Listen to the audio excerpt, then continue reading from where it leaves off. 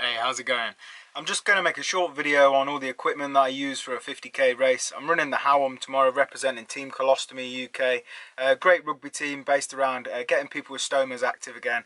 And with me, with all my head injuries through rugby, it gets me back with a ball in my hands. I can use touch rules to be able to still play in a full game, and I absolutely love it. So I'll be representing them tomorrow 100% and keeping everyone updated. I hope you like the video, and let's get into it. So to start off with, I'm running in Hoka ATRs. They've got a good grip on the bottom of them, and I've had them about 2 months, so they're pretty well broken in now. I've done about probably 100-200 miles in them so far. Got the Wild Horse hat that I got from volunteering. I've got a Wedez merino wool, it's just from Decathlon. Base layer, just an ideal thing you can have to keep you warm. I usually don't start with it. I usually keep it in a dry bag, and then if I'm feeling cold, I put that on to warm up. Pegasus Tech t-shirt, of course, repping them. I've got some Belega socks that were recommended to me on the 200. I've given them a try for the first time. I used to literally just run in F&F black socks from Tesco, and they never did me any trouble. I try and take care of my feet as much as I can.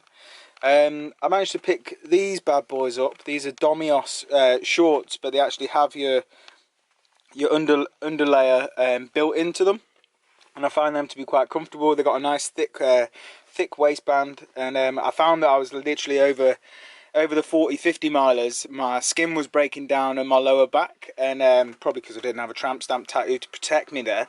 But I found these, they don't really have like a ribbed seam or anything like that, and they do really good and don't cause me any issues so far, so hopefully they'll be good.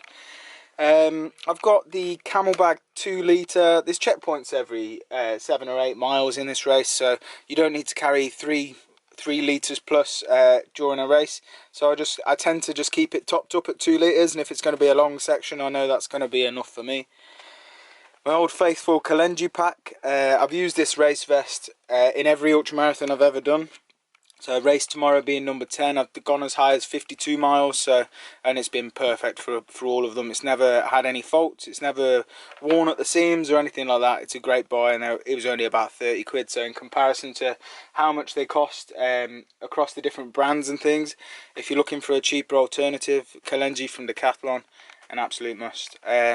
Just some warm gloves if I need them, if my hands are getting cold. Using poles and things on the hiking sections, could get a bit cold out there. Bad boy reusable cup, one of my favourite things about this, it does say the only cup I'll be winning today, which always makes me laugh no matter how much I look at it. Little tub of Vaseline, so I use Vaseline on my feet a lot, just lather them in Vaseline, chuck your socks on. It feels a bit weird at first, but it works, and then for any little niggles along the way, just slap a load of Vaseline on and prevent the rubbing. I have a bigger tub in my drop bag, so I just carry this little one for any little niggles between checkpoints and between the halfway point.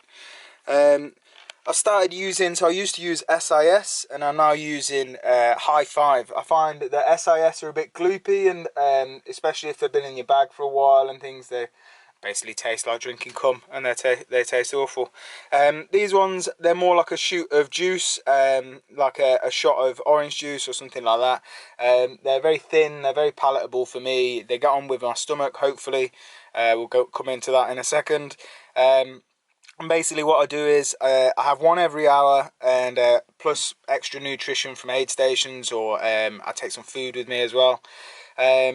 Basically I have normal gels for 2 hours, have a caffeine shot on the 3rd hour, normal gels for 2, caffeine shot on the 3rd, and that's generally worked for me on most of my races.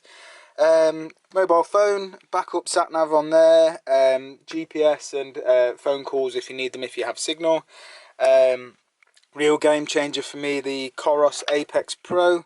Basically a story about this. I did have the Coros Apex. It had a product recall. Instead of me sending it back like most companies that ask me to and send me out another one, they said keep it. And then they gave me a £300 voucher for their Amazon store, and then decreased the price of the Coros Apex Pro from 500 to 350. So for an extra 50 quid, I got the Apex Pro, and I used this in the North Canham last year. That was a 52 miler in the end. and by the time I'd finished, I used it in navigation mode the whole time, and I still had 68% battery, and it took me just under 13 hours, I think. So to have that much battery life over that much time is just incredible, and it's nice to have that as a backup. I've had a few of the cheaper Garmin's, by all means, fail on me through lack of battery over time, so it's nice to just know you have that battery for days, so I'm happy with that. Some scissors, just in case I need to pop any blisters or cut any dressings or anything like that for my feet. A compass, part of the mandatory kit. Poo bag, toilet roll. Don't take the whole roll, I just take a few strips and hope for the best. I have had to go before. Don't wear bright yellow, must admit. So don't wear something like that, because it's quite noticeable and people follow you, especially if it's only 10 miles into the route. Survival blanket and Fenix head torch. Jamie from Fenix sorted me out with this. Absolutely love it. It's got basically it's got a battery pack in it that you can recharge via USB, but it also takes normal AAA batteries, which is, I just love having that feasibility of I can just get some normal batteries, put them in, and away you go. And I use an OEX dry bag that my brother gave me years ago, and basically I put all the last ditch equipment, the stuff I shouldn't really need, like this kind of stuff. Shouldn't need a head torch. It's a day race. Fingers crossed we finish before daylight. It should all be fine. Yeah, and that's basically what I take. And then I also have I take some food with me. So I take meatballs in a tortilla wrap with some barbecue sauce or some mayonnaise. I take 2 with me in my pack, so I have them around lunchtime, around breakfast time and lunchtime. I try and plan like my nursing shifts and things like that, and just eat when I would normally be having a break at work. And then I have 2 more in my drop bag that I can pick up and take for further on. So, and that's a good mix of fats, calories, and fats, protein, and carbs. And it worked for me really well in the Vogum last year. Really enjoyed it. Gave me something that was a bit more savoury to look after, instead of a lot of the sweet stuff you get at aid stations and things. Pegasus do a great, absolute fantastic job at aid stations with food and stuff. So you could carry less, but this is really what I carry.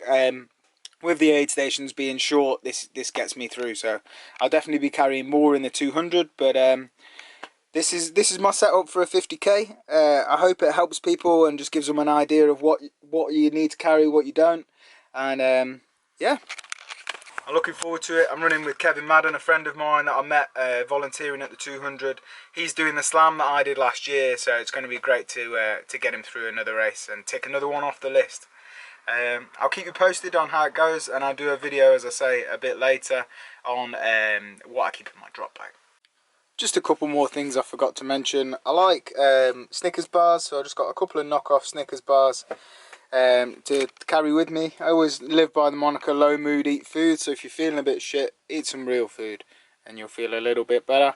Harrier poles, these are Harrier Helvellyn poles. They've been great for me so far, a great addition, especially on the hills, just getting that forward momentum on the hikes and getting your upper body working, so it's not just killing your legs all the time.